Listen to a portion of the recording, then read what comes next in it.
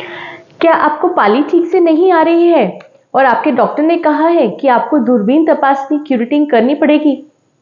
तो आइए आज हम जानते हैं कि दूरबीन तपासनी क्यूरेटिंग का मतलब क्या होता है। नमस्कार, मैं doctor Pratibha Baldawa, director Baldawas fertility point test baby centre. आज मैं आपको बताने वाली हूं कि लैप्रोस्कोपी, हिस्टेरोस्कोपी और डीएनसी का मतलब क्या होता है।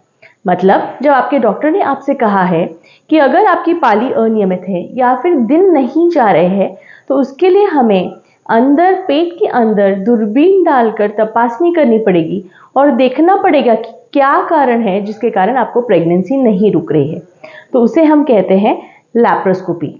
आइए आपको मैं इसके मायने समझाऊं। जब हम पेशेंट को भूल देते हैं और फिर बेम्बी के नीचे से एक छोटा सा छेद करते हैं जिसके थ्रू हम एक छोटा सा कैमरा अंदर डालते हैं जिसे हम लैप्रोस्कोप कहते हैं। इस लैप्रोस्कोप के प्रकाश के नीचे हम गर्भाशय की थैली, यानी कि गर्भाशय की थैली, ये नलियां और ये अंडाशय जिसे हम ओवरीज कहते हैं उसे हम चेक करते हैं। और उसके बाद हम नीचे से भी एक दूरबीन डालते हैं जिसे हम हिस्टेरोस्कोपी कहते हैं। तो इस दूरबीन के प्रकाश के नीचे हम अंदर का ये अस्तर जिसे हम एंडोमेट्रियम कहते हैं और एंडोमेट्रियम के ओपनिंग्स यानी जहां से नलियां खुलती हैं जिसे हम ट्यूबल ऑस्टिया कहते हैं उसे हम चेक करते हैं।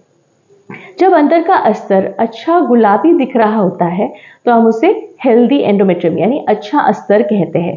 और जब दोनों ओपनिंग यानी दोनों नलियों की जो ओपनिंग रहती है वो अगर हमको ठीक तरह से दिख रही है तो हम उसे वहां से दवा अंदर डालते हैं और वो नीले कलर का दवा जब हमको ऊपर से दिखता है कि वो दोनों नलियों में से बाहर आ गया है तो उसे हम पॉजिटिव टेस्ट यानी पेटेंट ट्यूब्स यानी खुली हुई नलियां कहते हैं। अगर दवा दोनों बाजू में से नहीं आता है तो इसका मतलब ट्यूब कहीं ना कहीं ब्लॉक है और इसे हमें ठीक या फिर खुलकर लेना पड़ेगा। तो हम बेसिकली जब हम दूरबीन डालते हैं तो ऊपर से दूरबीन डालने के बाद हम गर्भाशय की थैली को ठीक से चेक करते हैं, दोनों नलियां चेक करते हैं, दोनों अंडाशय राइट और लेफ्ट अंडाशय चेक करते हैं और बाकी पेल्विस में यानी नीचे के भाग में कुछ पेशाब की जो थैली है वो तो कहीं चिपकी हुई नहीं ना, पीछे से कोई चिपकन नहीं है ना, या फिर कोई और अडेजेंस या सिर्फ आंतड़ी या कोई और चिपकन नहीं है, या फिर एंडोमेट्रियोसिस या फिर कोई और आंतड़ी की तकलीफ तो नहीं है ना, वो सब हम चेक करते हैं। तो ये सब लैप्रोस्कोपी में होता है। हिस्टेरोस्कोपी में हम क्या क्या चेक करते हैं? हिस्टेरोस्कोपी यानी जब हम दूरबीन नीचे योनि मार्ग में से डाल रहे हैं और थैली के मुख के अंदर से यानी सर्विक्स में से दूरबीन अंदर डालकर गर्भाशय के अंदर का अस्तर और अंदर का भाग चेक कर रहे हैं।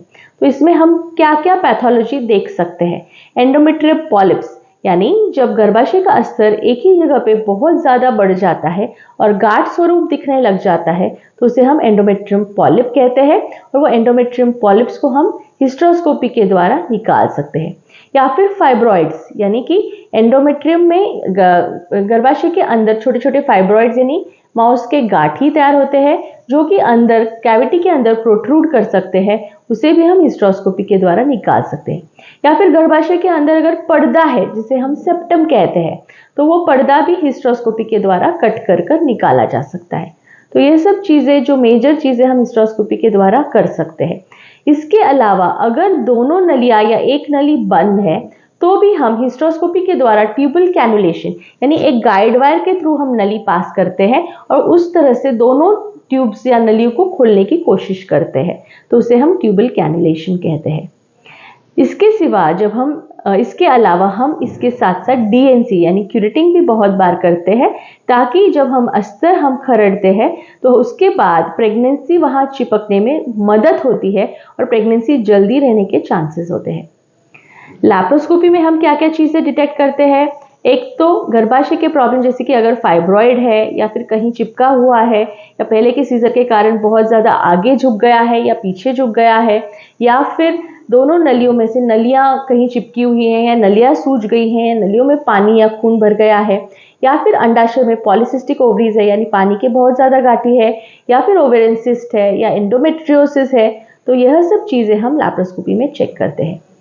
डरने वाली कोई बात नहीं है। हिस्टेरोलैप्रोस्कोपी का प्रोसीजर ये भूल के अंडर किया जाता है पेशेंट को पूरी भूल देते हैं, पेशेंट को कोई तकलीफ नहीं होती, कोई दर्द नहीं महसूस होता और पेट पे बहुत छोटे छोटे 2 टाके पड़ते हैं, एक बेम्बी के नीचे या बेम्बी के ऊपर और एक लेफ्ट साइड या राइट साइड में।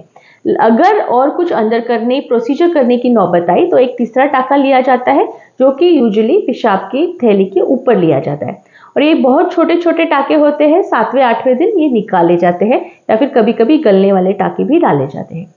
तो ये एकदम डे केयर प्रोसीजर जैसा है। सुबह एक रात पहले पेशेंट को बुलाया जाता है, सुबह पेशेंट को बुलाया जाता है, ऑपरेशन किया जाता है और फिर अगर पेशेंट ठीक है तो शाम तक घर भेजा जाता है या मैक्सिमम दूसरे दिन सुबह तक घर भेज दिया जाता है।